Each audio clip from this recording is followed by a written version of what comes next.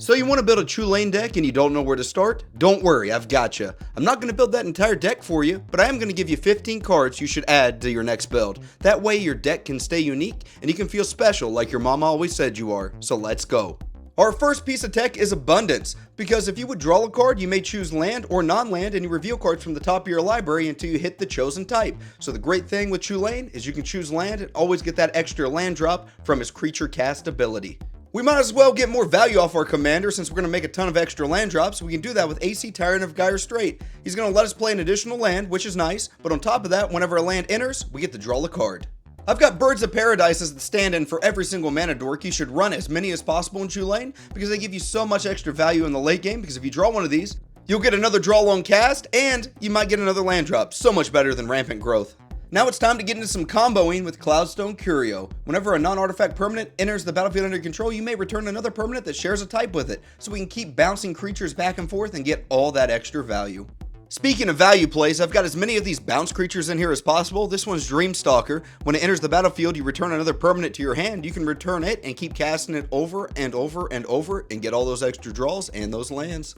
How would it sound if every creature in play made you mana? Sounds like a dream, right? Make it a reality with Inga and Asika. This Simic legend will allow all your creatures to tap for mana, and whenever you cast a creature spell, if 3 or more mana from creatures was spent to cast it, you draw a card, so you're more likely to get that land and put it into play with Chulane. This is Value Town with this deck, so we need Karametra, God of Harvest. This legendary enchantment creature god just makes it whenever you cast a creature, you get to search your library for a forest or a plains and put that right into play.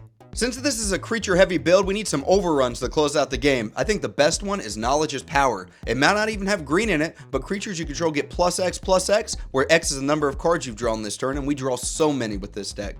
Like I mentioned earlier, we need a density of those bounce creatures in this deck, and we're running as many as possible. So we've got Core Skyfisher. It's a 2/3 flyer for 2 mana, which is above rate, and also when it enters the battlefield, you return a permanent to your hand. You can just keep bouncing this back and forth like the other.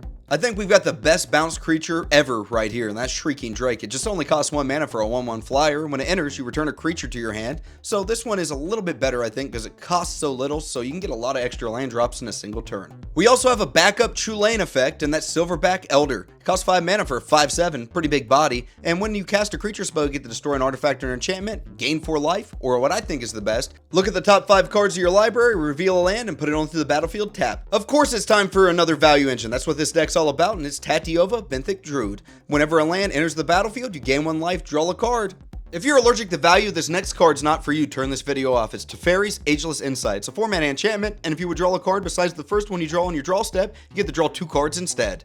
I've got some more spice for this deck, and that's Temur Sabertooth. This 4 mana 4/3 has an activated ability. You can pay 1 and a green and return another creature to your hand, and this thing becomes indestructible. I don't care about the indestructible, I care about recasting those creatures over and over.